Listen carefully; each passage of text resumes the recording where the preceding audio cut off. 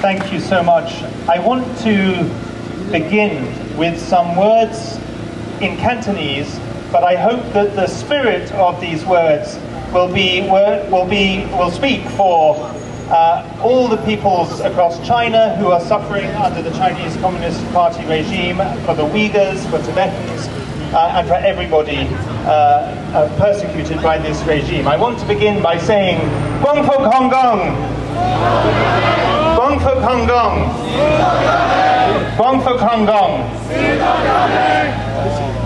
It's a privilege to join you all today, although I do so, like all of us, with a very heavy heart, that 33 years ago, the Chinese Communist Party regime showed its true nature, its true character to the world, not for the first time and not for the last time, but in a very vivid and clear way.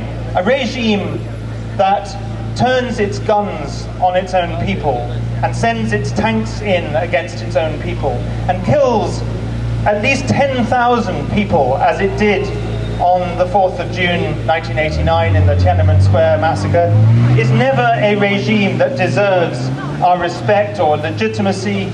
Instead, it is a regime that is criminal and that we should stand up and call out.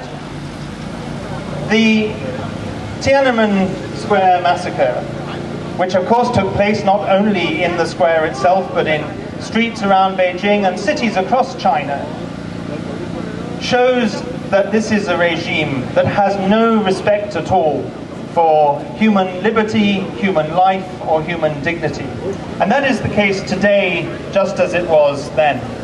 So as we come together to commemorate, to mourn, to remember those who gave their lives that day, those who were injured, those who lost loved ones, and those who spent many years in prison and under torture, let us resolve to continue the fight for which they gave their lives. I believe it's so important that we remember this anniversary every year, but it's especially important that we do so this year for three reasons. The first is that the Chinese Communist Party wants to erase memories. It wants to hide history. It wants to cover up the truth. It wants no one to know what happened on the 4th of June 1989. And that is demonstrated not only by the censorship across China, the fact that across China, people born after 1989 may genuinely not know what happened because they do not hear about it in China, or if they do know, they're not allowed to speak about it. Until fairly recently, Hong Kong was the one place under Beijing's rule where it was still possible to commemorate the 4th of June. We saw for many years the candlelit vigils in Victoria Park. I myself attended many of them. But today, Victoria Park in Hong Kong, this very day, is closed. And the police have said that it is a criminal offence to go to the park, and a criminal offence to remember this anniversary.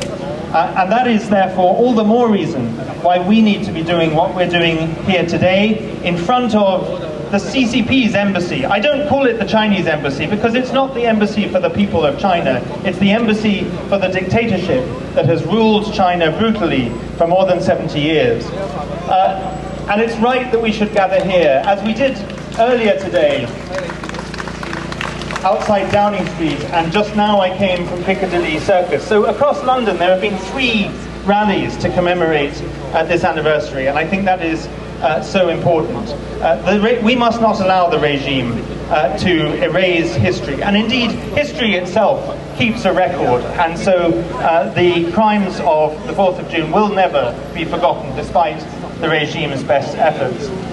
The second reason why it's so important that we gather today is that today, 33 years on from the Tiananmen massacre, slow-motion Tiananmen Square massacres are taking place throughout the places that are ruled by the CCP. They may not involve tanks and guns, but they involve detention centers and instruments of torture and repressive laws and disappearances. We think of the Uyghur genocide. We think of the atrocities in Tibet. We think of the worst persecution that Christians have faced in China since the Cultural Revolution. The barbaric practice of forced organ harvesting, which an independent tribunal a few years ago described as crimes against humanity and said that this regime is a criminal state. We think of the crackdown throughout China on any form of dissent, civil society, lawyers, independent bloggers, journalists, whistleblowers. Of course, we think of the complete dismantling of Hong Kong's freedoms in total violation of an international treaty, the Sino-British Joint Declaration. And we watch with deep concern the growing threats to Taiwan, and we should stand with Taiwan in these times of increased threat.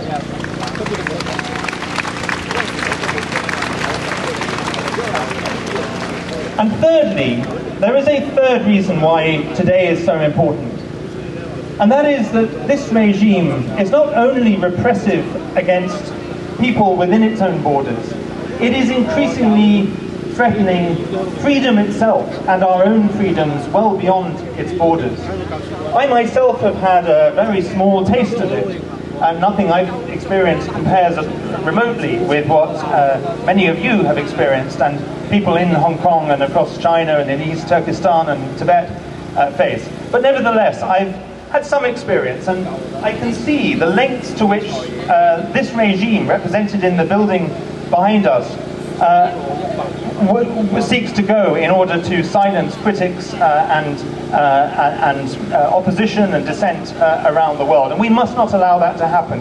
We must never be afraid to gather here today, because gathering here today outside the embassy, and as we did in Piccadilly Circus and outside Downing Street, we are gathering here for the people who can no longer gather in Tiananmen Square or in Victoria Park or across the places that the CCP controls.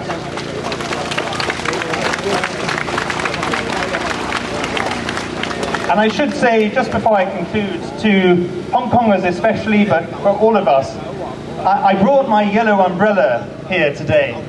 I brought it for two reasons. There had been rumours that there might be rain. Thankfully that hasn't happened. But more importantly, I brought it as a symbol of solidarity, not only with the people of Hong Kong, but with everybody suffering under the CCP's repression. As I conclude, let me say this. This weekend, we are remembering two very different, starkly opposite anniversaries. The past few days, we've been celebrating the Queen's Platinum Jubilee.